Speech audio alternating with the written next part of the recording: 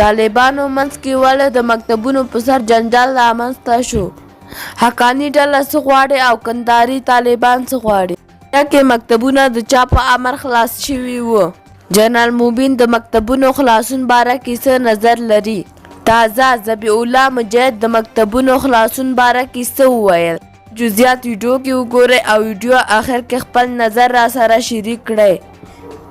پرون ټول خلک په دې خاطر خوشحاله وو چې بیا له شپږم صنف پورته مکتبونه د انجونو په مخ لا شو، خو د پکتیا چارواکو وویل یاد مکتبونه خلکو او مکتب مدیرانو په خپل سر خلاص کړي دي.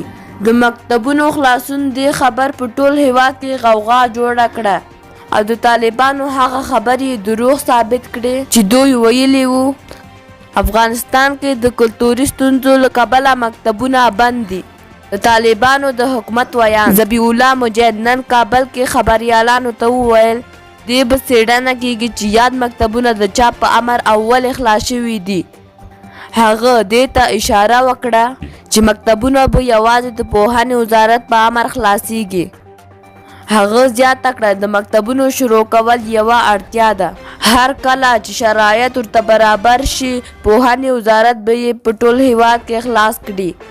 خلکو ورته لیکلي دي چې د انجونو لباس اسلامي ده، مکتبونه یې له هلکانو جدا دي او د مکتب استادان او ټول مسؤلین یې تر ډیره ښځینه دي. نو تاسې څه قسم شرایط ورته برابروئ تر څو مکتبونه خلاص کړئ؟ او دا شرایط مو ولې دا یو کال کې ورته برابر نه کړل؟ بل خوا داسې خبرونه دي چې د حقاني ډلې د پکتیا قومي مشران او د پوهنې مسؤلین کابل ته غوښتي وو او هغوی ته یې امر کړی و چې مکتبونه دې خلاص کړي. بل خوا جنرال موبین هم ټویټر کې په طالبانو غږ کړی چې ژر تر ژره دې د انجونو مکتبونه خلاص کړي. هغه په دې باور ده چې د مکتبونو نه خلاصول به یو ځل بیا دا هېواد ډېر خطرناک لوري ته بوځي.